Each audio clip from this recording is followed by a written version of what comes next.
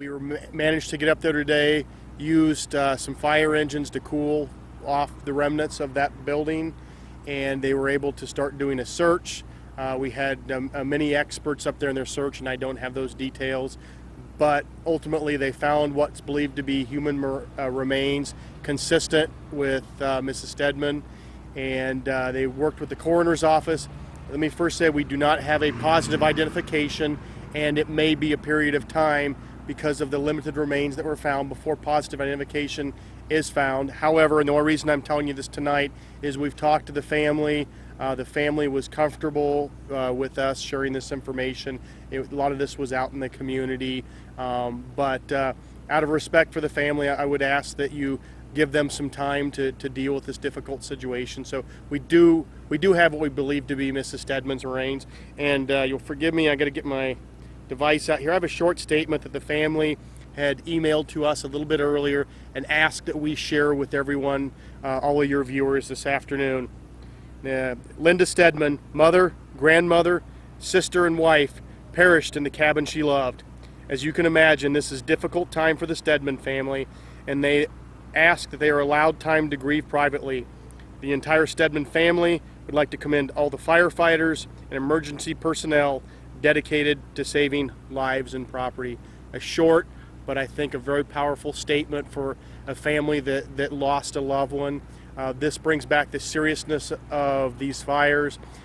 Residents, firefighters, anybody caught up in there. At this point, it's one too many by everybody's standards, but this is all we've got reported right now for anybody that's potentially missing and perished in the fire. So with that, I'm going to go ahead and take a few questions if you've got questions for us on the fire today. Was it a deputy who was sent in to check on Linda? Originally, I went in with another deputy. We couldn't get that. I don't know the times, and I don't, that was on the first day. Yeah, the first day on Saturday. And you'll forgive me on times. Between Saturday and today, I couldn't tell you hours. But we got up as far as we could, had to pull back out. We managed to get a firefighter with special equipment up there. Once again, that was in that run as it came up when we were staged at the Stowe Prairie School.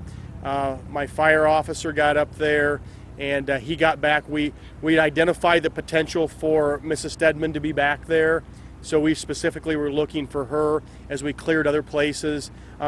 Based on our knowledge of her, we had concerns that she lived to herself back there, and certainly was possible she might not come out. Her son, in fact, had gone in looking for her as well, and I don't know the status of him being able to get back there. I've heard some different reports. But when my fire officer got back there the second time, he was able to cut the gate, and he got back in, and that was the point. If you heard us, there was some fear on the radio that we were going to get rolled over as well. We pulled out. Indications are the fire had already gotten there before he got to the gate and up, but it was that first. Steadman.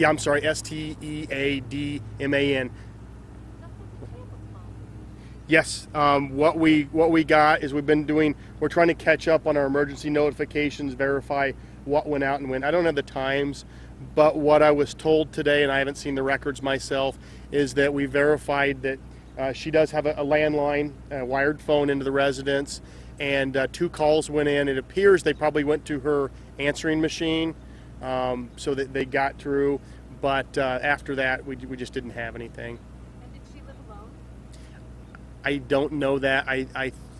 That's a possibility. I don't know, so I'm not going to speculate. What are you looking for overnight?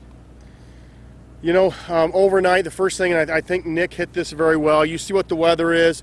For everybody who's been here, this looks a lot different than yesterday. I don't see big things predicted to come in tonight. Probably the biggest thing for us, as Nick mentioned, the fire personnel come off the line. They'll be out till about 8 o'clock. And then they start moving back in, and as they do, they make those reports. So what we look for tonight is a little better size up on the fire, a little more information for us to share with the public, for this incident team to know what's happened and how effective these crews have been able to be. So that's the big pieces. We hope to have more information on that tonight.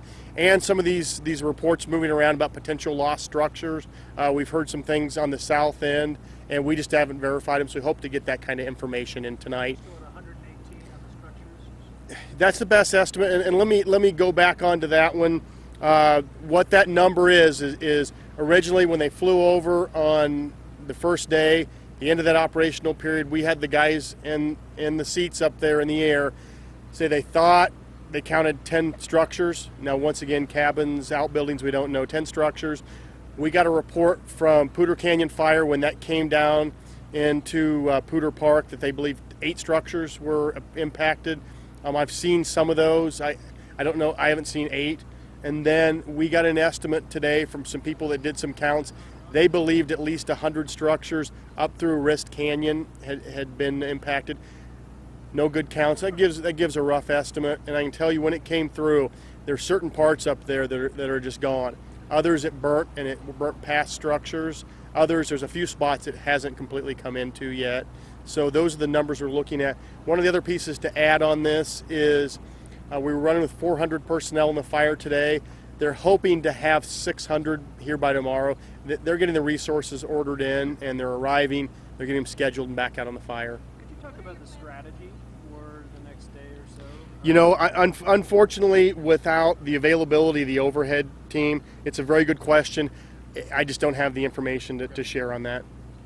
There was another. Infrared imaging tonight, is that the plan? I should be, and what happens, to be a little more specific with that, that's part of the National Interagency Fire. It flies every night. I would expect tonight they'll be able to fly over again, get another infrared shot, and usually those maps that we're coming up with at this point is thanks to them taking that, they shoot it, they send it, and we have it by morning, so we have somewhat of an idea of what time they flew, what the heat spots had been.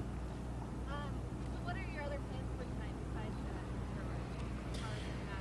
that? Well, I have not had a chance to talk to him, but typically what happens is we maintain a night crew, and I don't know who all they're going to put out, but typically there's some structure protection engines out there. It's very minimal. Once again, it's not a real effective time to be out there, but you don't want to give up on your structures. They'll do some patrol work. If they got a specific area they can safely park an engine to watch a structure, they'll do that. There'll be some others just patrolling, keeping an eye on the fire. For the most part, we're trying to, because these firefighters, they're up probably by about 4 to 5 a.m. and they're out till 8, probably get to sleep about 10. We got to get them rested because we're going to need them for weeks. And at what point did the county contact the state, and at what point did the state contact federal officials? Saturday morning until today is about 5 minutes of my time period. I wish I could tell you. I just don't have it. It's all jammed together. I don't know. It happened pretty quickly. Do you have a good idea of when you guys changed from just protecting structures to actually fighting the fire? We've been fighting, I mean, I would say we've been fighting fire the whole time along.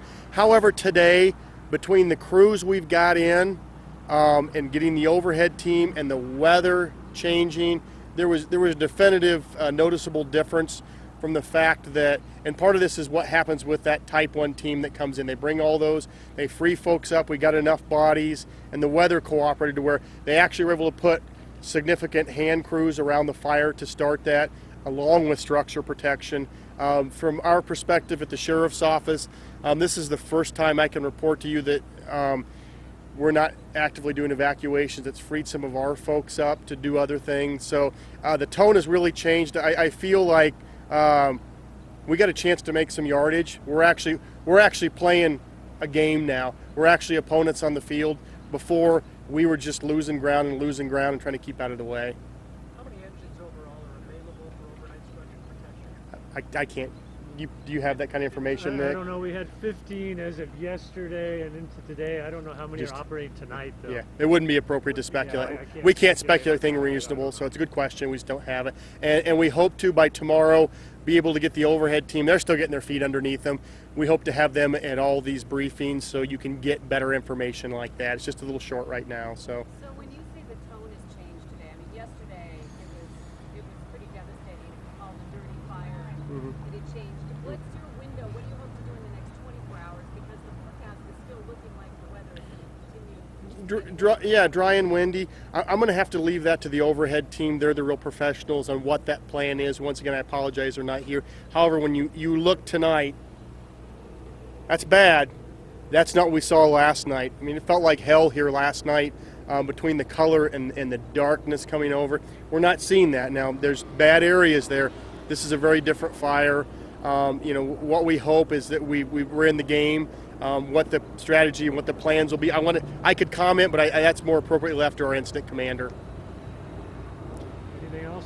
With that, I appreciate your time, and once again, that statement from the Stedman family, they do appreciate, and I would personally appreciate if you would show them the dignity to give them some space, and there may be a time later on they reach out, but right now they're dealing with grief and a very tragic loss. So thank you.